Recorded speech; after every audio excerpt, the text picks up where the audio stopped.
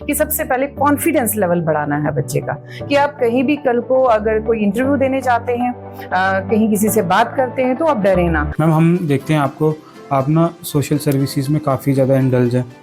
हमने देखा आपको कि आप जैसे वुमेन एम्पावरमेंट को लेके हो गया, बेटी बचाओ बेटी पढ़ाओ का हो गया, और आपका खुद का एक यूथ क्लब भी था NYK में रजिस्टर्ड।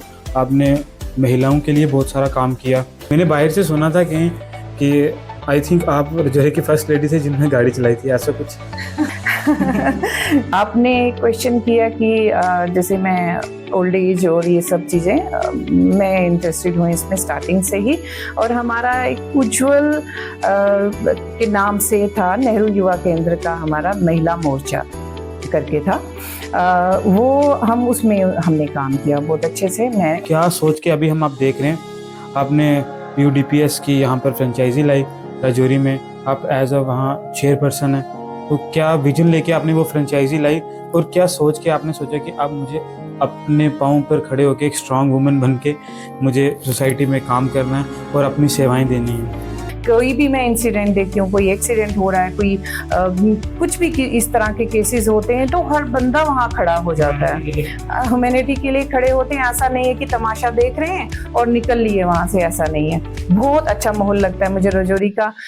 हम देखते हैं कि आपकी डॉटर भी जो है वो काफ़ी अच्छा, मतलब एजुकेशन जो उनका बैकग्राउंड अच्छा है, और काफ़ी एग्ज़ाम भी क्रैक किए उन्होंने, और हमने ऐसे भी देखे कुछ यूनिवर्सिटीज़ में वो एज अ प्रेसिडेंट भी रहे हैं। तो वो क्या उनका, जिस तरह आप खुद हैं वैसे ही आप अपने बच्चों को भी कर रहे हैं, और हम आपसे एक मैसेज भी चाहेंगे कि आए दिन हम ना रजौरी में खासकर देख रहे हैं बड़ी कम एज के बच्चे जो है वो गलत वे में जा रहे हैं, कुछ ड्रग्स की ओर जा रहे हैं। मतलब मेरी एक लाइफ में एक इंसिडेंट ऐसा हुआ था कि मुझे लग रहा था कि नहीं, बस अब मुझे इस चार दीवारी के बाहर नहीं जाना, बस मुझे यहीं रहना है, मुझे कुछ नहीं करना, और अपने आप को कोसना ऑफ कोर्स होता ही है। कि वो एक इंसिडेंट था कि मेरे फादर की डेथ हो गई थी, और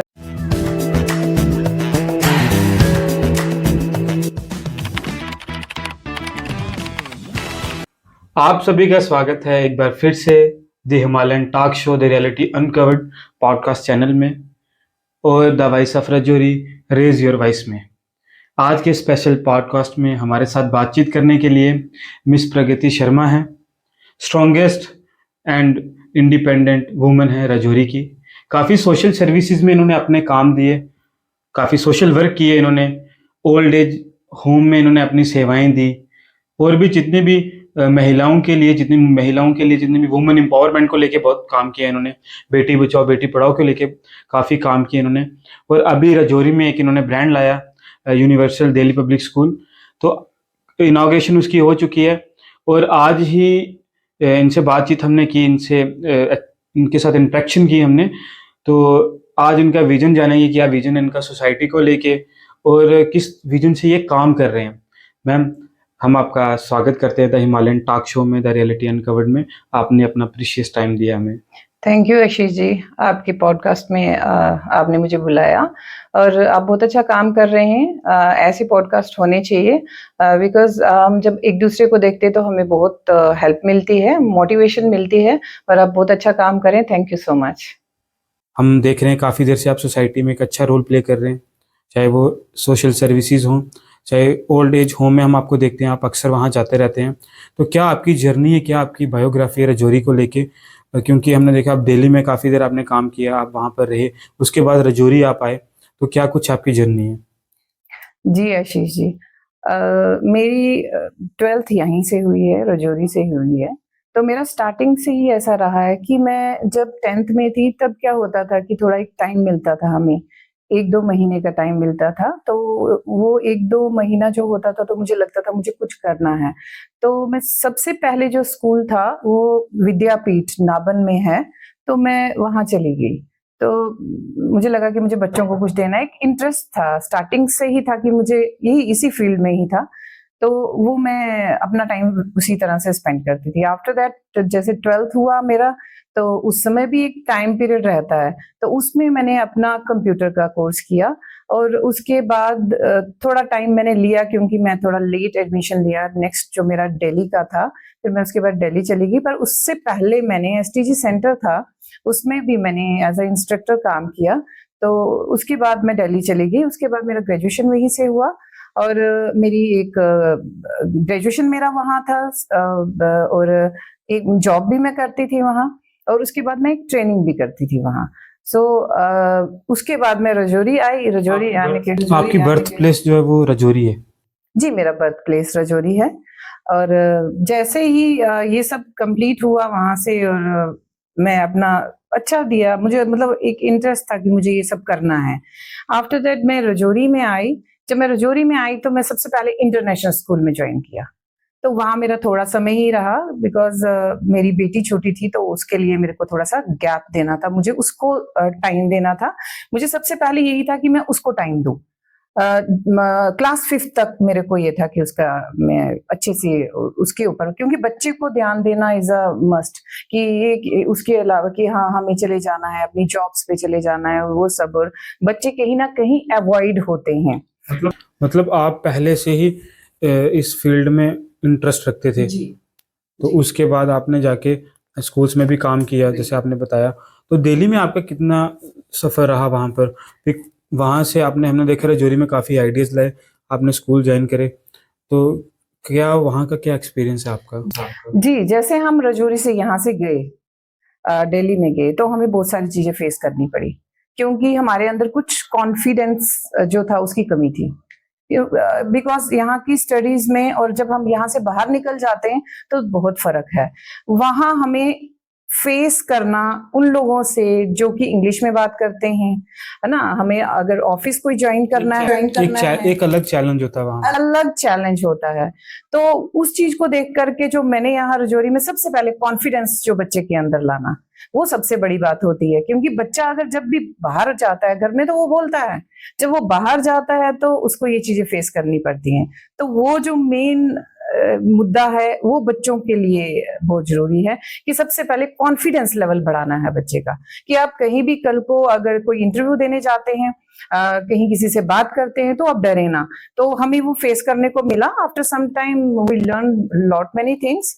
तो ये मेरा था सबसे पहले कि बच्चे का कॉन्फिडेंस जो हमने फेस किया, और उसके बाद तो फिर अच्छा रहा। बहुत अच्छी जर्नी थी मेरी।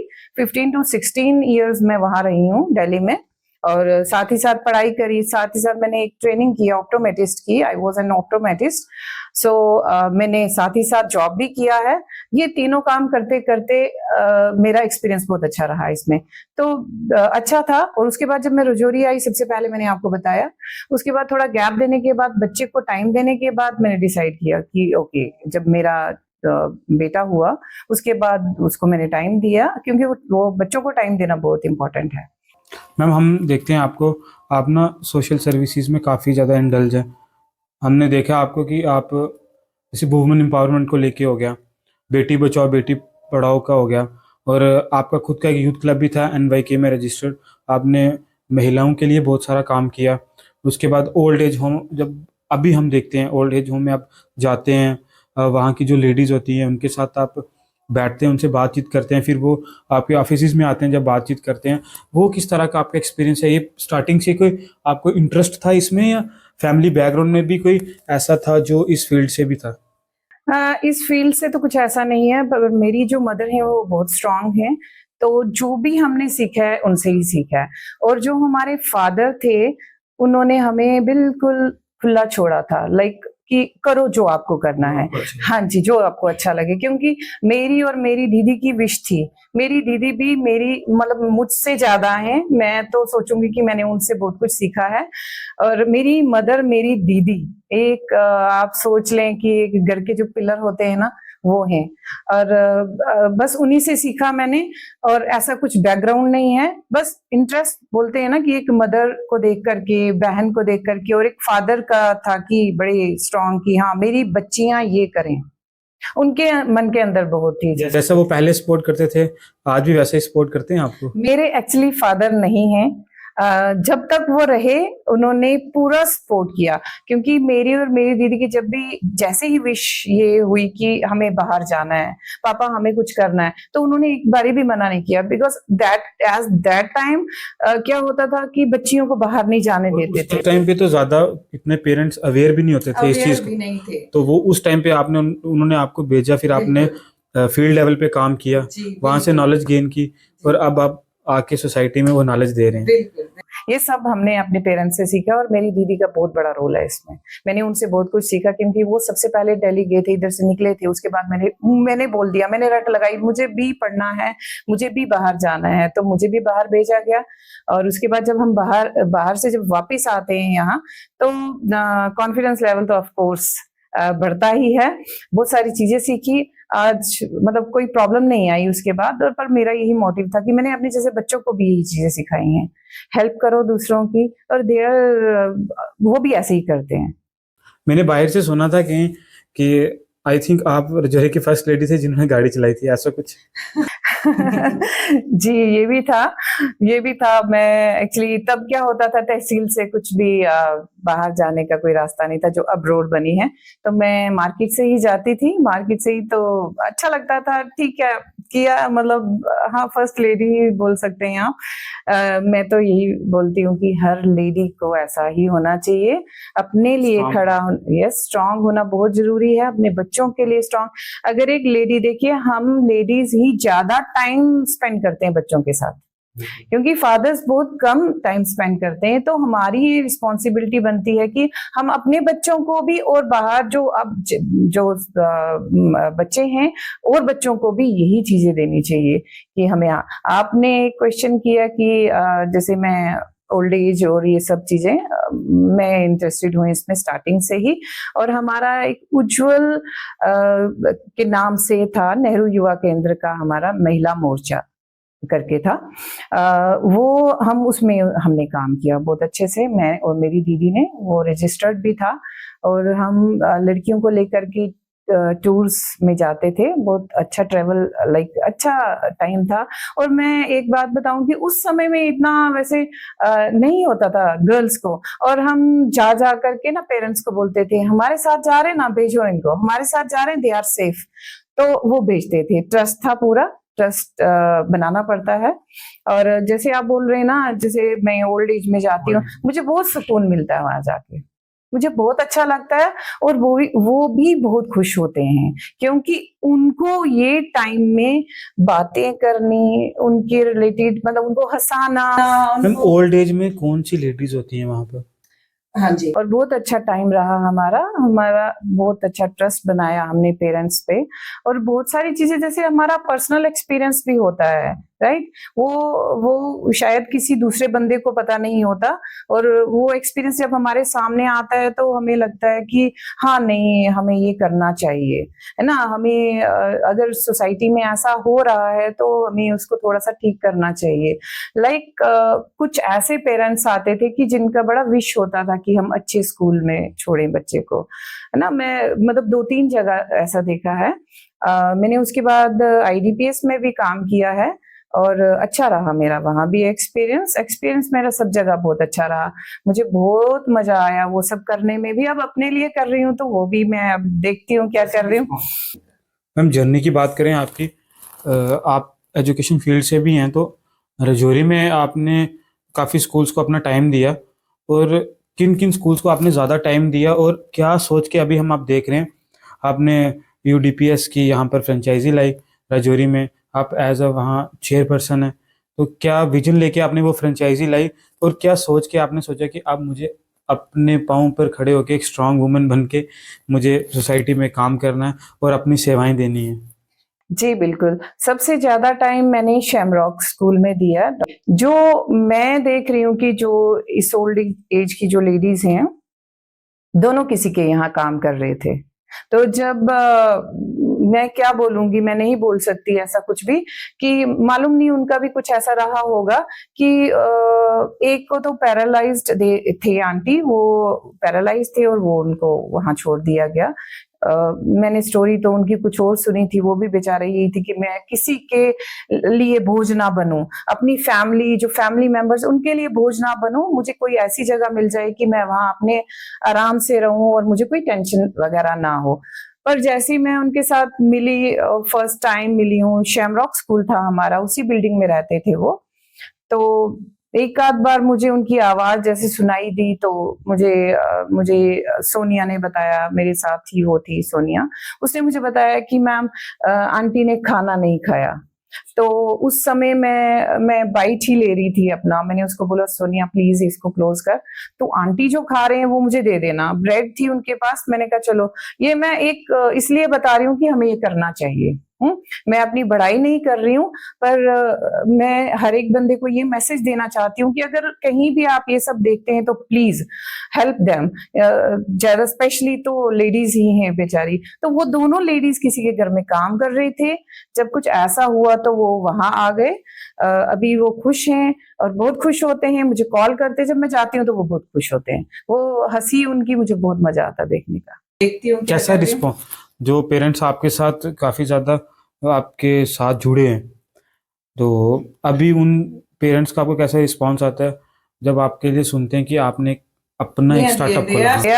they are quite happy with me that they are saying कि हमने पहले बोला था मैम कुछ ऐसा कीजिए, तो मैंने बोला ठीक है, मतलब अच्छा है कि वो भी किया और अभी कर रही हूँ। अभी मैंने कर लिया डिसाइड कि मुझे करना है, और करना इसलिए है कि जो थोड़ा मुझे अपना एक्सपीरियंस मैं बोलूंगी, मैं अपना एक्सपीरियंस है मेरा ये, कि मुझे अब कुछ सोसाइटी के लिए करना है। जैसे कि आप जानते हैं मैं स्टार्टिंग से ऐसे ही हूँ, मैं ऐसा नहीं कुछ प्लान करके करती हूँ या कुछ ऐसे ही अचानक चलते फिरते मुझे कुछ दिखेगा तो मैं करूंगी। ऐसे प्लान करना हो तो आशीष जी बहुत सारी चीजें हैं, प्लान करके करता है बंदा, वो तो मैं फिर डेली निकल लूं, मुझे ये प्लान है, ये मुझे प्लान करके ये चीजें करनी है, मैं ऐसा नहीं हूँ। रुकावटें आती हैं कहीं पर? आती है लोग मतलब आपके जो नोइंग भी होते होंगे, अब आपने ये स्टार्टअप किया तो बड़े से बड़े लोग ऐसे होते होंगे जो आपको रोकने की कोशिश भी करते होंगे कि ये मत करो, कहाँ इन्वेस्ट कर रहे हो, या ये कितनी रुकावटें आपके? बहुत आई हैं आशीष जी, पर मैं अपने उस विश्वास के साथ आगे बढ़ी हूँ। बहुत सारी चीजें हुई हैं, यहाँ से फोन कॉल्स भी गए हैं, मैं सच बोलूंगी, मैं धड़ल्ले से बोलूंगी, मैं सामने से बोलूंगी। आपने बोला है you are a strong lady and I am, इसलिए मैं बोल रही हूँ कि सामने से फोन कॉल किया गया है और बोला गया है कि यूडीपीएस हमें दे दो, कि उसके पास जगह कम है, क्या हो गया, तो उसने इतने पैसे दे दिए होंगे, कोई नहीं उसने पेमेंट नहीं करी होगी, आप एक बार देख लीजिए, आप हमें दे दीजिए।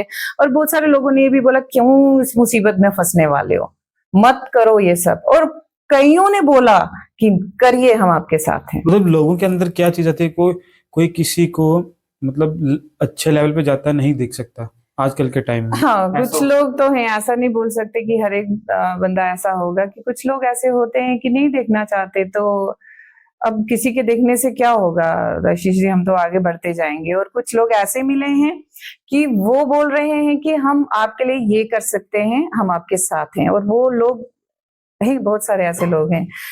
जवाहरनगर से he is cooperating me, he is with me actually, बहुत कॉपरेट कर रहे हो, बहुत कॉपरेट कर रहे हैं। मतलब लोग बहुत सारे हैं ऐसे कि वो बोल रहे हैं कि आप चलिए, हम आपके साथ हैं। बहुत सारे लोग, जब ऐसे लोगों की सपोर्ट होती है तो ऑटोमेटिकली खुद का एक एनर्जी, यस, वो हाई चला जाता है ना आपका। अगर कुछ लोग हैं उसमें तो कोई फर्क नहीं पड़ता है, उसमें कोई कुछ परसेंट जो है तो उसका क्या है, जब हम क्या वो लोग परमात्मा के लोग वो परमात्मा के लोग बोल सकते हैं वो परमात्मा के लोग बोल सकते हैं। पर ठीक है, आप ठान लिए हैं कि हाँ करना है, मुझे करना है, बच्चों के लिए करना है, और मैं बच्चों से बहुत प्यार करती हूँ। टू बी वेरी फ्रैंक, मैं बच्चों में से बहुत प्यार करती हूँ, चाहे वो सड़क पे चलते हुए देखूं मैं, चाहे वो मैले कचाले बच्चे में देखूं, पर मैं प्यार करती हूँ उनसे, इसलिए मैं इस फील्ड में आ गई हूँ। आप इस फील्ड में हैं, रुकावटें भी आती हैं कहीं ना कहीं, आपको लगता है स्पिरिचुअल लाइन में भी? स्पिरिचुअल लाइन में मतलब कितना बिलीव करते हैं आप? मैं बहुत करती हूँ। तो सबसे ज्यादा किस पे बिलीव करते हैं? मैं माता रानी पे करती हूँ, साईं बाबा पे करती हूँ, बहुत करती हूँ। हाँ, वो होता है, देखिए आशीष जी, स्पिरिचुअल वो हमें कनेक्टेड रहना पड़ेगा। अगर हम कनेक्टेड नहीं रहेंगे तो आप नहीं सक्सेस हो सकते हैं, कहीं ना कहीं आपको 80% तो रहना ही पड़ेगा। मैं ऊपर वाले को बहुत मानती हूँ आशीष जी, जब भी कोई भी मुसीबत आती है मेरे सामने, तो सिर्फ मैं एक लंबी सांस भरती हूँ, आंखें बंद करती हूँ, थोड़ा सा ध्यान लगाती हूँ। जब मैं ध्यान लगा के निकलती हूँ बाहर तो मुझे बहुत अच्छा फील होता है। कभी विश्वास टूटा आपका? कभी भी नहीं टूटा, कभी भी नहीं टूटा। आई मस्ट से कभी भी नहीं टूटा। जब भी मैंने जो प्रे किया है वो पूरा हुआ, 100% पूरा हुआ। वही आपकी पूजा अर्चना आप करते हैं, वही आपके सामने जो है वो आज आ रही हैं। जितनी भी आपने सर्विसेज दी सोसाइटी में, लोगों की विशेस ली, ब्लेसिंग्स ली, और आज वो आपके सामने है। तो आप अपना सेटअप जो है वो कर रहे हैं और आपके पास पेरेंट्स आ रहे हैं, आप उनको एक अच्छी एजुकेशन देंगे उनके बच्चों को। स्टाफ भी आपके पास काफ़ी अच्छा कोऑपरेटिव स्टाफ है।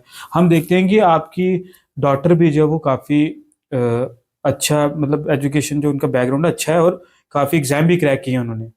और हमने ऐसे भी देखे कुछ यूनिवर्सिटीज़ में वो एज अ प्रेसिडेंट भी रहे हैं। तो वो क्या, उनका जिस तरह आप खुद हैं वैसे ही आप अपने बच्चों को भी कर रहे हैं।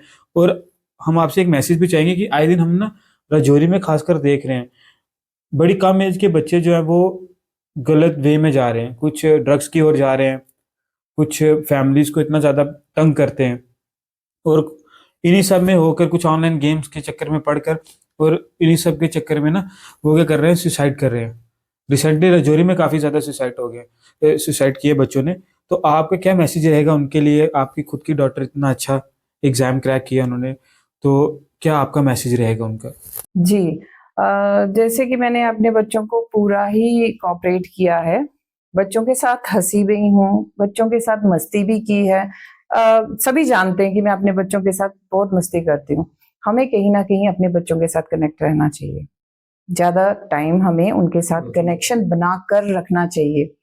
और मैं एक और बात बोलूंगी कि बच्चों को थोड़ा सा मेडिटेशन की तरफ लेके जाना पड़ेगा हमें।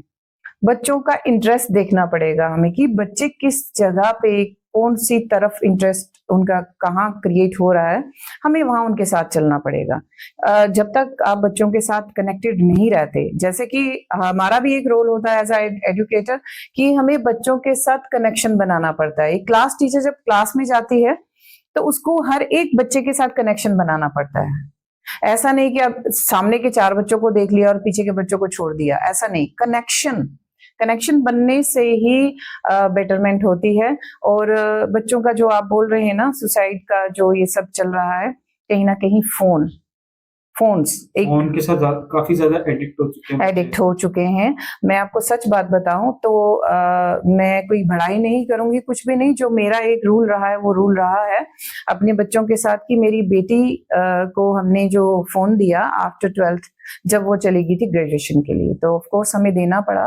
और उसमें मैं बच्चों को मोटिवेट करती रहती हूँ कि वो एक इस तरह का कुछ ट्रैक नहीं चूज कर लें।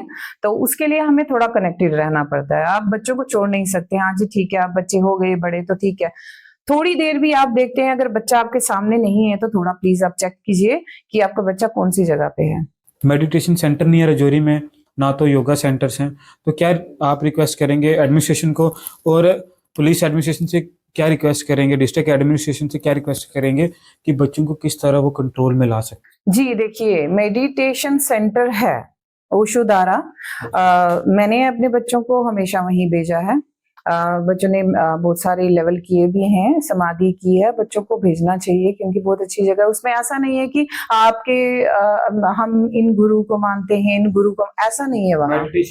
Meditation is a different thing कि आप अपने आप को जान रहे हैं। आप अपने आप को जानो ना। अभी देखिए डेली जो लाइफ है उसमें हमें ही नहीं मालूम है हम कितनी सांसें ले रहे हैं। कभी हम बहुत स्लो ले रहे हैं, कभी हम बहुत तेज ले रहे होते हैं, हमें मालूम ही नहीं हमारे अंदर क्या चल रहा है। अपने अंदर को नहीं देखा तो शांति नहीं है ना। कहीं ना कहीं, कहीं ना कहीं हमारा मेंटल लेवल जो है वो पीसफुली नहीं चल रहा। 24 घंटे हमारा दिमाग घूमता रहता है। कहीं ना कहीं शॉपिंग करनी है, वहां जाना है, शादी में जाना है, ये करना है, वो करना है, तो वो चीजें चलती रहती हैं। तो मेडिटेशन सेंटर तो एक है। हाँ, मैं एडमिनिस्ट्रेशन से ये बोलना चाहूंगी कि मेडिटेशन के लिए जैसे डॉक्टर विदुषी हैं, उनको अप्रोच किया जाए कि 2-3 जगह ऐसी हो कि होना चाहिए। एक स्टेप लें वो कि अगर डॉक्टर विदुषी, डॉक्टर विजय ये सब अगर कर रहे हैं ये सब, तो हमें भी थोड़ा उनको आगे बढ़ाना चाहिए। क्योंकि मैंने पर्सनली जो मैं अपना बता रही हूँ कि मेरे बेटे का जो 3rd आई है वो एक्टिव वहीं से हुआ है। तो हम यहाँ से बाहर जब जाते हैं ना आशीष जी, तो क्या है, पेरेंट्स बहुत ध्यान रखते हैं अपने बच्चों का। बच्चे किस तरफ उनका माइंड सेटअप, लाइक एक जैसे डांस में जा रहे हैं तो डांस में भेजिए, बच्चे को थोड़ा बिजी रखिए पूरा दिन के शेड्यूल में, ठीक है, उनको बोलिए फोन देखिए, उनको एक टाइम सेट, हाँ जी, वो बताइए, टाइम टेबल बनाएं, इतनी देर आपको टीवी देखना है, इतनी देर आपको फोन देखना है। जो मैं देखती हूँ कि पेरेंट्स बोलते हैं ना सब मुझे कि मैम आप ना अपनी तरफ से बोलना कि ज्यादातर ना फोन पे है, तो जब मैं उनसे बात करती हूँ, उनको समझाती हूँ, तो वो मैं ये बोलूँगी 80% तो वो खत्म ही हो जाता है। हमारा समझाने का तरीका भी उसी तरह से ही होना चाहिए, फ्रेंडली बन के। जब तक आप फ्रेंडली नहीं होते हैं बच्चों के साथ तो बहुत मुश्किल है। तो मेडिटेशन सेंटर होने चाहिए, और मैं कहती हूँ कि फोन्स का थोड़ा सा दूर ही रहें तो बेटर है। क्या आपकी लाइफ में कभी कुछ ऐसा हुआ है कि आपने कभी सोचा हो कि अब मुझे हार मान लेनी चाहिए? कभी भी कोई ऐसा, और कभी भी आपने अपने आप को कोसा हो, ऐसा कभी Yeah. हुआ? ऐसा कभी या हुआ? मैनी टाइम, ऐसा हुआ, मैनी टाइम नहीं, मतलब एक दो बार, ये बहुत ज्यादा वाला हुआ होगा। मतलब मेरी एक लाइफ में एक इंसिडेंट ऐसा हुआ था कि मुझे लग रहा था कि नहीं, बस अब मुझे इस चार दीवारी के बाहर नहीं जाना, बस मुझे यहीं रहना है, मुझे कुछ नहीं करना। और अपने आप को कोसना ऑफ कोर्स होता ही है कि वो एक इंसिडेंट था कि मेरे फादर की डेथ हो गई थी, और कुछ ऐसी लाइफ का था मेरा कुछ पहले का कि लाइक अब मैं क्या बोलूं, बहुत सारे लोगों को पता भी है, पर ये था कि उस समय जब मेरे फादर की डेथ हुई तो कहीं ना कहीं मैं अपने आप को दोष देना स्टार्ट कर गई थी कि मेरी वजह से पापा का ऐसा हुआ होगा, क्यों हुआ, मुझे ये नहीं करना चाहिए था। तो मैं बहुत इतने डिप्रेशन में चली गई थी। उस चीज से आपको बाहर किसने लाया, स्पिरिचुअल लाइन?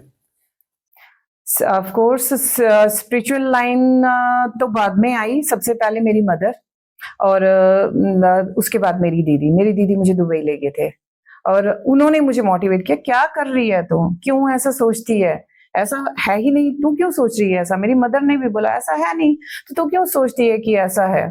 तो उन्होंने दीदी ने बहुत सपोर्ट किया, वो लेके जाते थे मुझे, चलो आज मूवी देखते हैं, आज ये करते हैं। और मेरी छोटी बेटी थी, वो मेरे साथ ही रहती थी, लाइक बेटी छोटी थी बहुत, उस समय 2 इयर्स की थी, तो वो मेरे साथ थी, और हम दोनों फिर दुबई में थोड़ा टाइम स्पेंड किया। उसके बाद मैं आई तो आई वॉज फ्रेश। तो ऐसा होता है, आपकी फैमिली में कुछ लोग ऐसे होते हैं कि आपको सपोर्ट करते हैं, हाँ सपोर्ट नहीं भी करते, पर मैं ये बोलूंगी हर एक इंसान से मैं एक ही रिक्वेस्ट करूंगी, प्लीज आप अपनी फैमिली में अगर कोई इस तरह का सिचुएशन किसी के साथ है तो प्लीज आप उनको सपोर्ट करें। एक कल का इंसिडेंट है आशीष जी, एक लड़के ने एक लड़की को, शी इज प्रेग्नेंट एंड वो उसको मार रहा था। मुझे कहीं से आवाज आई ऐसा कि ये मार रहा है इसको, ये मार रहा है। लोकल मेरे स्कूल के पास में ही है कोई इंसिडेंट हुआ, तो मैं एकदम से गई, तो मैंने बोला ये तो बहुत मुझे तो सीधा लड़का दिखा ये। तो कहते नहीं, हमें तो कितनी बार ये आवाज आई है, ये यहाँ ऐसा होता रहा है। मैंने कहा ऐसे कैसे हो गया, मैं तो चली गई वहां।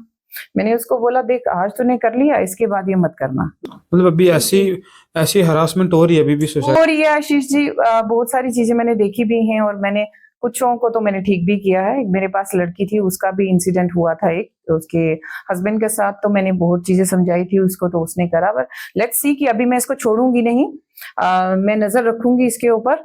अगर मुझे कुछ ऐसा लगा तो मैं पक्का स्टेप लूंगी, क्योंकि मैं ऐसा किसी औरत को मारते हुए नहीं देख सकती कि कोई इंसान ड्रिंक करके किसी औरत को मार रहा है। मैं नहीं देख पाऊंगी, और मैं वहां खड़ी हो जाऊंगी।